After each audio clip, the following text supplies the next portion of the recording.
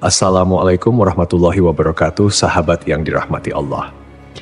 Nabi Isa alaihi salam adalah salah satu nabi yang wajib diimani seluruh umat Islam di dunia. Beliau diutus oleh Allah Subhanahu wa Ta'ala kepada Bani Israel karena kesesatan yang dilakukan oleh kaum tersebut sepeninggal Nabi Musa alaihi salam. Tidaklah sempurna iman seorang Muslim bila tidak mengimani keberadaan salah satu dari 25 nabi-nabi yang memiliki kemuliaan di sisi Allah Subhanahu wa Ta'ala. Pada akhir zaman, Nabi Isa alaihi salam akan kembali turun ke bumi untuk membunuh Dajjal, musuh umat Muslim yang paling ditakuti karena kehebatan fitnahnya. Nabi Isa akan datang kembali ke muka bumi demi menegakkan kebenaran serta memberi petunjuk jalan menuju keselamatan. Selain itu, ia juga membawa misi penting untuk membunuh Dajjal. Dajjal akan menyebarkan fitnah, kemudian berusaha menyesatkan umat manusia agar jauh dari jalan Allah. Tipu dayanya amatlah dahsyat sehingga yang baik akan terlihat buruk. Namun, tahukah Anda mengapa justru Nabi Isa alaihi salam yang ditugaskan Allah Subhanahu wa Ta'ala untuk membunuh Dajjal?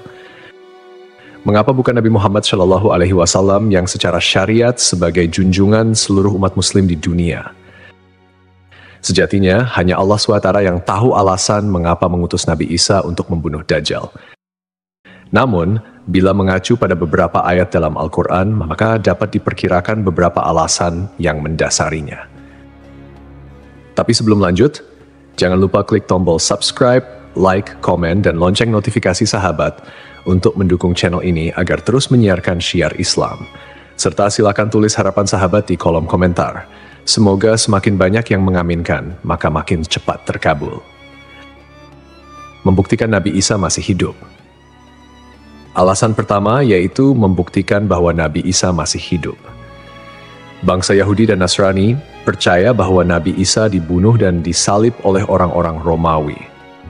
Namun, sebenarnya Allah Subhanahu wa Ta'ala menyelamatkannya dengan menggantikan peran Nabi Isa alaihissalam kepada orang yang wajahnya diserupakan dengan beliau. Sedangkan Nabi Isa alaihissalam sendiri diangkat ke langit atas izin Allah Subhanahu wa Ta'ala. Karena ucapan mereka orang Yahudi, sesungguhnya kami telah membunuh Al-Masih Isa putra Maryam, Rasul Allah. Padahal mereka tidak membunuhnya dan tidak pula menyalibnya, tetapi yang mereka bunuh ialah orang yang diserupakan dengan Isa.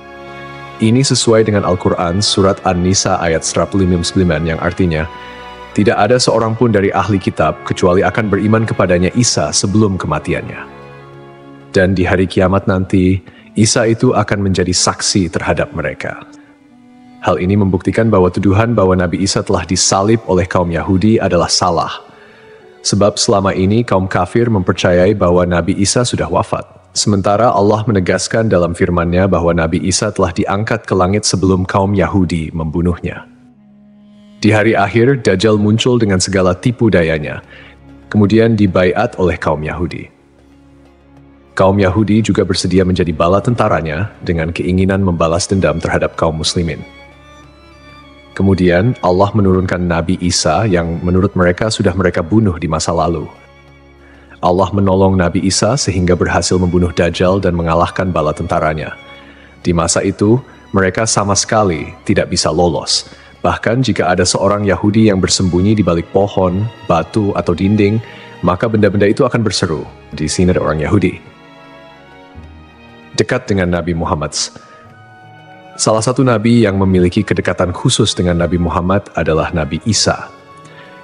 Aku adalah manusia yang paling dekat dengan Isa bin Maryam. Antara zaman kami berdua, tidak ada nabi yang memisahkan. Selain itu, Nabi Isa sendiri pernah berdoa kepada Allah Subhanahu wa Ta'ala untuk dijadikan umat Nabi Muhammad. Oleh sebab itu, Nabi Isa diturunkan ke bumi untuk menjadi umat Nabi Muhammad. Pasalnya, berita tentang keistimewaan Rasulullah Shallallahu Alaihi Wasallam memang sudah diketahui pada zaman Nabi Isa. Hal tersebut diterangkan di dalam Injil sesuai surat Al-Fath ayat 29. Nabi Muhammad adalah utusan Allah dan orang-orang yang bersama dengan dia bersikap keras terhadap orang-orang kafir yang bersikap memusuhi, tetapi berkasih sayang sesama mereka. Itu adalah sifat-sifat mereka yang diungkapkan dalam Taurat dan Injil. Yakni seperti benih yang mengeluarkan tunasnya, kemudian tunas itu makin kuat, lalu menjadi besar dan tumbuh di atas batangnya. Tanaman itu menyenangkan hati orang yang menanamnya. Keadaan mereka diumpamakan seperti itu. Karena Allah hendak membuat marah orang-orang kafir. Allah menjanjikan kepada orang-orang yang beriman dan mengerjakan kebajikan di antara mereka ampunan dan pahala yang besar. Nabi Isa alaihissalam kembali turun ke bumi diyakini akan menegaskan kebenaran dari ajaran Nabi Muhammad SAW. Tidak bisa dipungkiri bahwa saat ini banyak umat Nabi Isa yang tidak menerima ajaran Nabi Muhammad SAW. Padahal Nabi Isa alaihissalam merupakan pengikut dari Rasulullah SAW. Al-Baghawi menceritakan dalam tafsirnya bahwa ketika Isa alaihissalam mendatangi Baitul Maqdis, di mana orang-orang sedang bersiap salat asar, maka imam di masjid itu mundur dan menyuruh Isa untuk maju. Namun Nabi Isa enggan dan ia tetap salat di belakang imam dengan syariat Nabi Muhammad SAW. Menjalankan kewajiban jihad. Menjalankan kewajiban jihad sebagai kaum muslimin adalah tugas yang penting. Maka Nabi Isa diturunkan ke bumi untuk menjadi umat Nabi Muhammad. Keistimewaan Nabi Muhammad memang sudah diketahui sejak masa Nabi Isa dan diterangkan di dalam Injil sesuai surat Al-Fath ayat 29, yang artinya, Muhammad adalah utusan Allah dan orang-orang yang bersama dengan dia bersikap keras terhadap orang-orang kafir, tetapi berkasih sayang sesama mereka. Kamu melihat mereka ruku dan sujud mencari karunia Allah dan keridhaannya. Pada wajah mereka tampak tanda-tanda bekas sujud. Demikianlah sifat-sifat mereka yang diungkap Taurat dan sifat-sifat mereka yang diungkapkan dalam Injil. Saat Nabi Isa turun ke bumi, Dajjal sudah berada di tengah masyarakat dan memperdaya manusia. Sebagai kaum muslimin, Nabi Isa berkewajiban untuk berjihad melawan Dajjal dan bala tentaranya. Menjalankan kewajiban jihad. Allah Subhanahu wa Ta'ala memilih Nabi Isa alaihissalam untuk membunuh Dajjal sebagai bentuk penegasan terhadap kebenaran agama Islam. Sebagian umat Nabi Isa masih belum menerima ajaran Nabi Muhammad dan masih memandang Nabi Isa sebagai anak Allah Subhanahu wa Ta'ala, walaupun Nabi Isa sendiri menolak klaim tersebut. Nabi Isa sebagai nabi yang jarak paling dekat dengan Nabi Muhammad.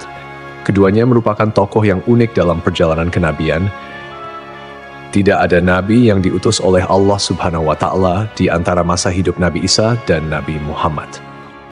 Oleh karena itu, Allah Subhanahu wa Ta'ala mengutus Nabi Isa untuk membunuh Dajjal dan menghapus seluruh agama selain Islam. Tujuannya agar umat Nabi Isa menyadari kesesatan pandangan mereka dan beriman kepada Allah Subhanahu wa Ta'ala serta Nabi Muhammad sebagai nabi terakhir. Tindakan ini juga menggambarkan bahwa agama Islam adalah agama yang benar dan sempurna, mengintegrasikan ajaran-ajaran para nabi dari sebelumnya. Agama Islam diidentifikasikan sebagai agama rahmatan lil alamin yang membawa kedamaian, keadilan, dan kesejahteraan bagi seluruh makhluk. Mukjizat Nabi Isa dari Allah Subhanahu wa Ta'ala membawa perbandingan yang menonjol di antara kemuliaan dan kehebatan para nabi, termasuk Nabi Isa dan Nabi Muhammad. Nabi Isa diberikan mukjizat luar biasa seperti menghidupkan orang yang telah mati, menyembuhkan orang buta dan sakit, serta berbicara di buayan hingga dapat menciptakan burung dari tanah liat. Nabi Isa sebagai penyempurna dari ajaran sebelumnya menyampaikan bahwa setelahnya akan muncul seorang utusan terakhir, yakni Nabi Muhammad. Nabi Muhammad dianggap nabi yang paling mulia dan utama di antara semua nabi. Beliau dianugerahi mukjizat terbesar, yaitu Al-Quran, yang merupakan firman Allah Subhanahu wa Ta'ala yang tidak dapat ditiru ataupun diubah oleh siapapun. Selain itu, Nabi Muhammad juga memiliki syafaat, yaitu pemberian ampunan kepada umatnya di hari kiamat. Melalui perbuatan membunuh Dajjal, Nabi Isa akan memperkuat dan menegaskan kemuliaan Nabi Muhammad, mengakui kedudukannya sebagai nabi penutup zaman. Tidak hanya Al-Quran, Nabi Muhammad juga diberikan mukjizat lain seperti membelah bulan dan air mengalir dari jemari tangannya. Perjalanan Isra dan Miraj serta mampu bersabda dalam berbagai bahasa. Mukjizat-mukjizat ini menunjukkan kekuasaan Allah yang melampaui batas akal manusia. Sementara keistimewaan Nabi Muhammad sebagai utusan Allah yang paling sempurna semakin terungkap, akhlak mulia, kejujuran tak tercela, keberanian luar biasa, dan kepedulian yang mendalam terhadap umatnya juga menjadi bagian dari kepribadian Nabi Muhammad. Beliau adalah uswatun hasanah, telan baik bagi seluruh manusia. Hubungan dekat Nabi Isa dan Nabi Muhammad terlihat jelas, di mana Nabi Isa adalah nabi yang paling mendekati masa kenabian Nabi Muhammad tanpa ada nabi lain yang diutus oleh Allah antara keduanya. Nabi Isa bahkan menyampaikan kabar tentang kedatangan Nabi Muhammad sebagai nabi terakhir. Beliau mengakui bahwa Nabi Muhammad adalah nabi penutup para nabi dan menyatakan persaudaraan di antara mereka, cinta dan saling menghormati. Nabi Isa dan Nabi Muhammad menjadi bukti kebersamaan spiritual dengan mengakhiri keberadaan Dajjal. Nabi Isa secara simbolis menegaskan kemuliaan Nabi Muhammad dan menghormati sebagai nabi akhir zaman untuk dikembalikan ke tanah. Alasan selanjutnya, Nabi Isa alaihissalam akan dikembalikan ke bumi sesuai kodrat manusia yang tercipta dari tanah. Hal tersebut sebagaimana yang dijelaskan pada surah H ayat 5 yang artinya, dari bumi kami menciptakan kamu dan kepadanya kami akan mengembalikan kamu dan daripadanya pula kami akan mengeluarkan kamu pada kali yang lain. Nabi Isa alaihissalam diturunkan ke bumi juga menandakan bahwa ajalnya akan tiba. Setelah wafat, Nabi Isa alaihissalam akan dimakamkan di tanah suci, lalu dibangkitkan kembali bersama manusia lain di hari kebangkitan. Mengenai lokasi makam Nabi Isa alaihissalam, terdapat perbedaan pendapat di kalangan ulama.